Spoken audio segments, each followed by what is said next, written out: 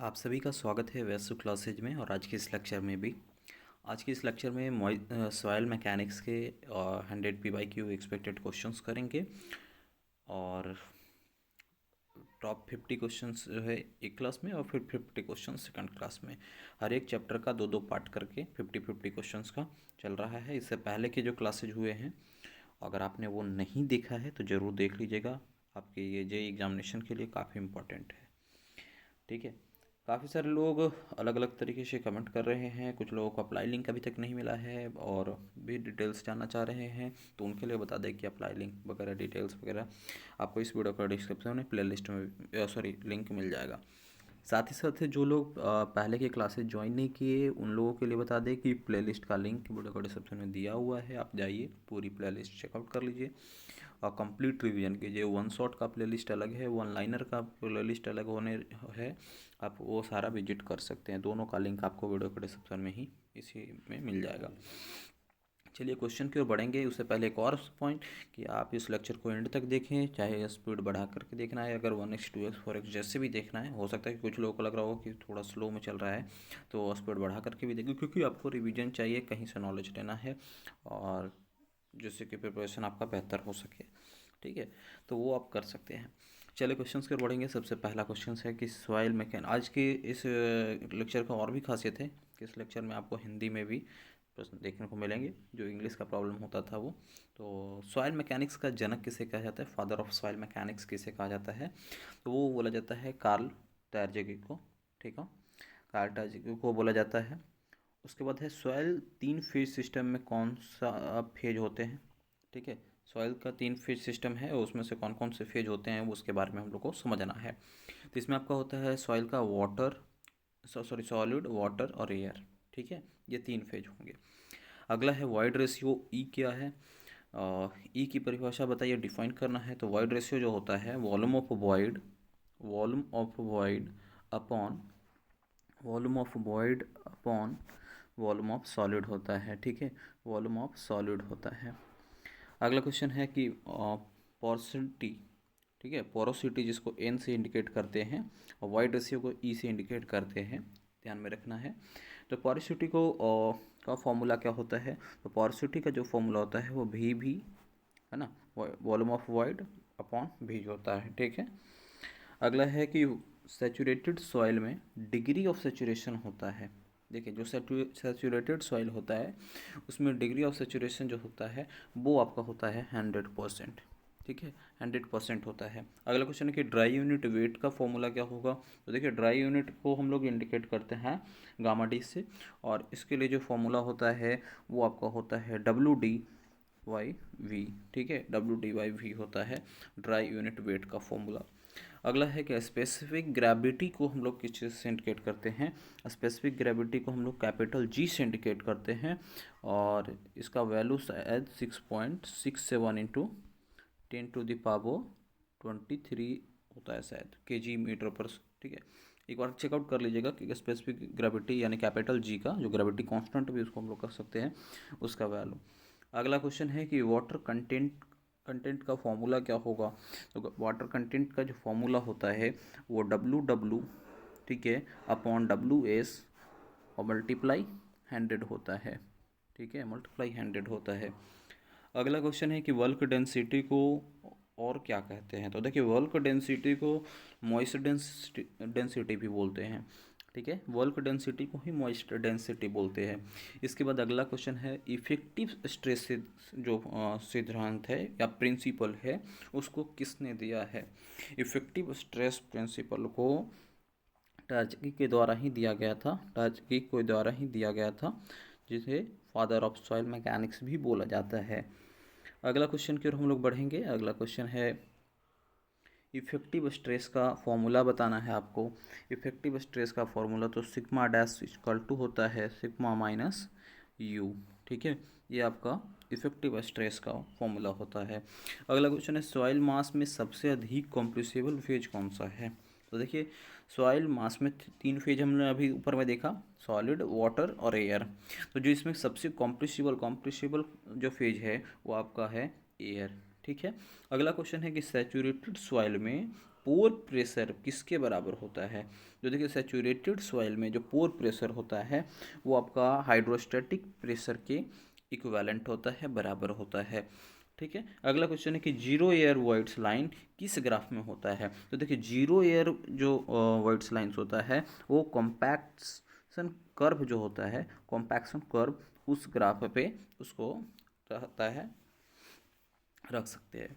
अगला है कि यूनिट वेट ऑफ वाटर का वैल्यू बताइए। यूनिट वेट ऑफ जो वाटर होता है वो आपका होता है 9.81 किलो न्यूटन पर मीटर क्यूब। ठीक है, किलो न्यूटन पर मीटर क्यूब आपका ये यूनिट वेट ऑफ वाटर होता है। अगला क्वेश्चन है कि सॉइल मैकेनिक्स मुख्यतः किस पर आधारित है? तो देखिए सॉइल मैकेनिक्स जो है मुख्यतः मेनली डिपेंड करता है इंजीनियरिंग बिहेवियर ऑफ सॉइल। ठीक है, सॉइल की इंजीनियरिंग बिहेवियर कैसा है तो उस पर आपका सॉइल के मैकेनिक्स को, और यही चीज़ तो हम पूरे सॉइल मैकेनिक्स में समझते हैं, सॉइल का बिहेवियर के बारे में ही तो समझते हैं, पढ़ते हैं, समझते हैं। ठीक है, उसकी इंजीनियरिंग बिहेवियर के बारे में। और इसके बाद अगला क्वेश्चन है रिलेटिव डेंसिटी किस सॉइल के लिए प्रयोग होती है? तो देखिए रिलेटिव जो जो डेंसिटी है वो आपका सैंड के लिए प्रयोग होता है, सैंड के लिए प्रयोग होता है रिलेटिव डेंसिटी। अगला है जो रिवर सैंड के बारे में बताया था पहले हमने जब मटेरियल पढ़ाया था उसमें, कि रिवर सैंड जो होता है वो सबसे बेस्ट माना जाता है। ठीक है, बिल्डिंग मटेरियल्स में हमने उसके बारे में समझाया था। अगला क्वेश्चन है कि लूज सैंड में रिलेटिव डेंसिटी होती है। तो अगर जिसके नाम से ही पता चल रहा है कि लूज है तो उसमें जो डेंसिटी जो होगा वो कैसा होगा, वो भी लो होगा। कॉम्प्रेसिबिलिटी भी पूछेगा तो वो भी लो होगा। ठीक है, तो डेंसिटी लूज सैंड में रिलेटिव जो डेंसिटी होता है वो आपका लो होता है।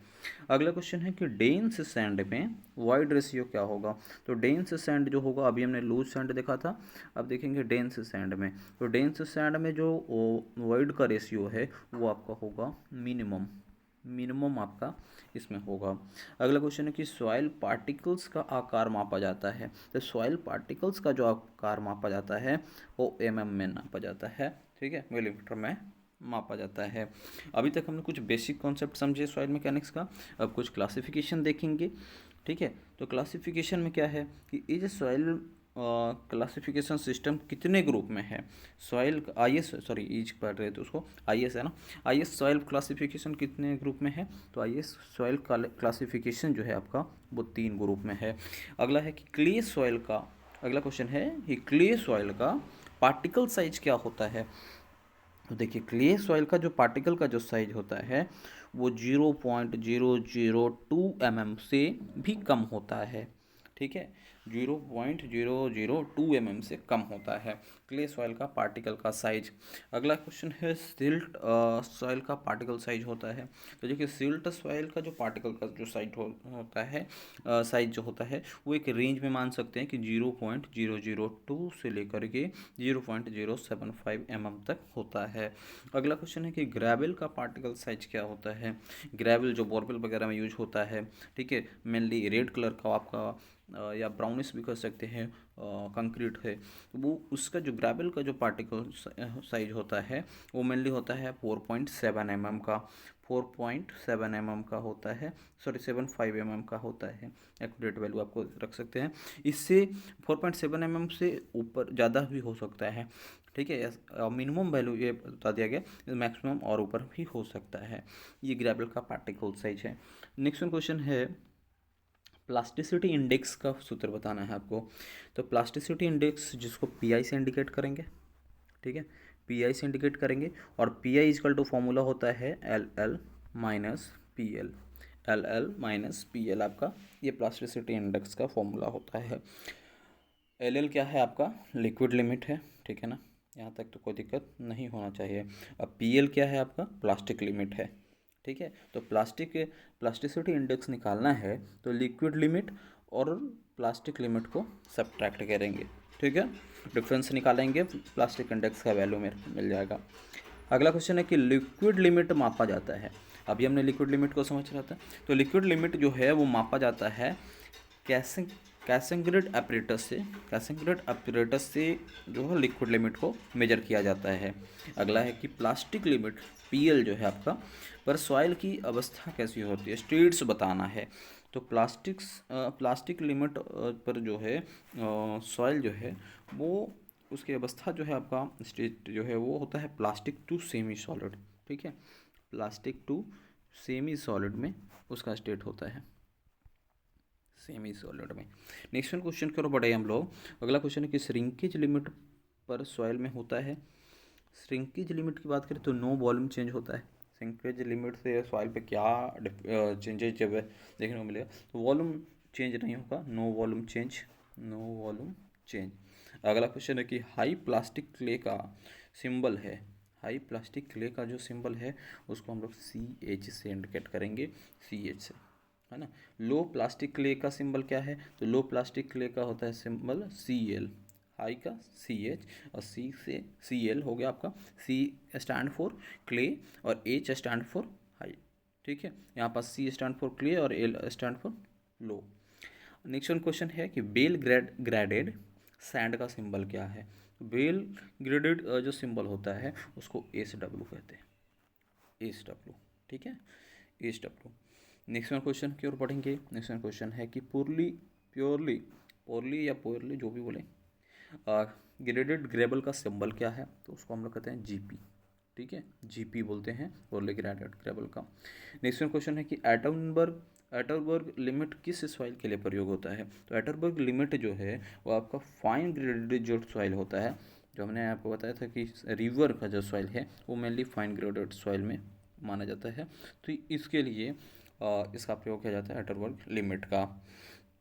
नेक्स्ट है कि प्लास्टिसिटी चार्ट किसने दिया। ठीक है, तो जो प्लास्टिसिटी चार्ज है उसको किसने दिया था, तो वो दिया था कैसिंग्रेड ने दिया था इसको। अगला क्वेश्चन है कि अलाइन का इक्वेशन है, तो अलाइन का इक्वेशन जो होता है वो PI, अभी हमने देखा था प्लास्टिसिटी इंडेक्स, वो आपका 0.73 होगा और इसमें होगा LL यानी लिक्विड लिमिट में 20। ये आपका इसका इक्वेशन है, तो इसको ध्यान में रखना है, मोस्ट इंपॉर्टेंट है ये क्वेश्चन। अगला क्वेश्चन है अबव अलाइन सॉइल होती है।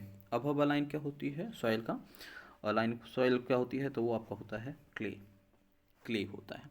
नेक्स्ट क्वेश्चन की ओर बढ़ेंगे। बिलो अलाइन सॉइल क्या होगा, अबव हमने देखा, अब बिलो को दिखे तो बिलो में आपका क्या होगा, सिल्ट होगा। ठीक है, अगला है एक्सपेंसिव सॉइल सामान्यतः कौन सी होती है। एक्सपेंसिव सॉइल किसे कहेंगे, कौन सा सॉइल एक्सपेंसिव हो सकता है, तो ब्लैक कॉटन जो सॉइल होता है, मोस्टली जो साउथ की तरफ जो मिलता है ये, तो ब्लैक कॉटन जो सॉइल है वो एक्सपेंसिव सॉइल है। अगला क्वेश्चन कि ब्लैक कॉटन सॉइल में मिनरल होता है, एक्सपेंसिव तो है लेकिन एक्सपेंसिव होने के पीछे रीजन क्या है, तो उसमें जो एक मिनरल होता है वो मोरिलोनाइट कह लेते हैं उसको, मोंटे मोरिलोनाइट कहते हैं उसको, ध्यानपूर्वक समझिएगा इसको। अगला है कि ऑर्गेनिक सॉइल का सिंबल क्या है, तो ऑर्गेनिक सॉइल के लिए O से इंडिकेट करते हैं उसको। ठीक है, यहाँ तक कोई दिक्कत नहीं होनी चाहिए। अगला क्वेश्चन है कि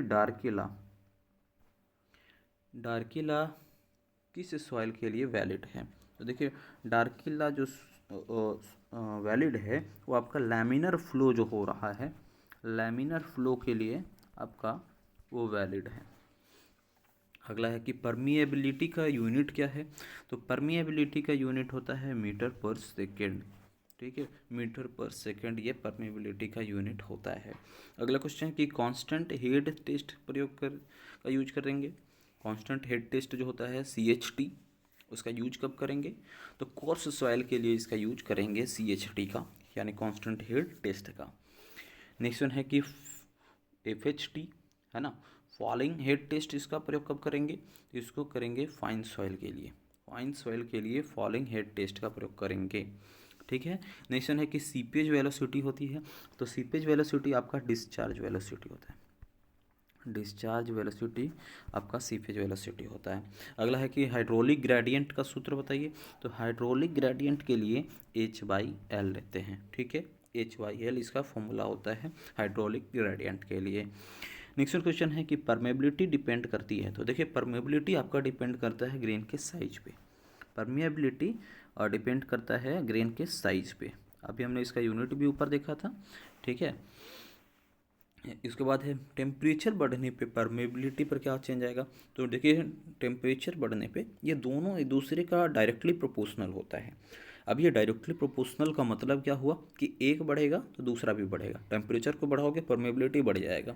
ठीक है, तो यहाँ पास यही क्वेश्चन है कि टेम्परेचर बढ़ने पे परमेबिलिटी क्या होगी, तो टेम्परेबिलिटी परमेबिलिटी भी इंक्रीज कर जाएगा। इनकेस अगर टेम्परेचर को डिक्रीज किया जाता है, घटा दिया जाता है, तो परमेबिलिटी भी आपका डिक्रीज किया जाएगा। क्यों करेगा, क्योंकि एक दूसरे का ये डायरेक्टली प्रोपोर्शनल है। अगला होता है परमेबिलिटी ऑफ क्ले होती है।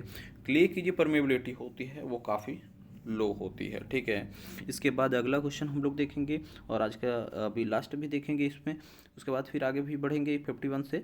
ठीक है, तो सीपेज प्रेशर एक्ट करती है, सीपेज प्रेशर एक्ट करती है डायरेक्शन ऑफ फ्लो में। ठीक है, सीपेज प्रेशर जो है वो एक्ट करती है डायरेक्शन ऑफ फ्लो में। ठीक है, तो इसको ध्यान में रखिएगा। तो यहाँ तक आपको कोई दिक्कत नहीं होना चाहिए। कैसा लगा आज का ये लेक्चर और ये क्वेश्चंस एक्सपेक्टेड एंड PYQ कैसा लग रहा है आप लोग ज़रूर बताइएगा। साथ ही साथ जो प्लेलिस्ट का लिंक दिया हुआ है वीडियो का डिस्क्रिप्शन में, आपने क्लासेज जगह पहले का ज्वाइन नहीं किया ज़रूर ज्वाइन करिए। देखिए अपना फीडबैक भी शेयर कर सकते हैं, कोई कहीं पास कोई लग रहा है कि ये टॉपिक नहीं समझ में आए तो वो भी आप बता सकते हैं। और वन शॉट का वीडियो भी ऑलरेडी पब्लिश है और ये तो वन लाइनर भी चल रहा है, आगे भी चलता रहेगा। ठीक है, विशेष आप लोग लाइक शेयर करें, सपोर्ट करें। वैसे क्लासेज को सब्सक्राइब नहीं किया सब्सक्राइब भी करें। व्हाट्सएप टेलीग्राम का लिंक वीडियो डिस्क्रिप्शन में ज्वाइन करें।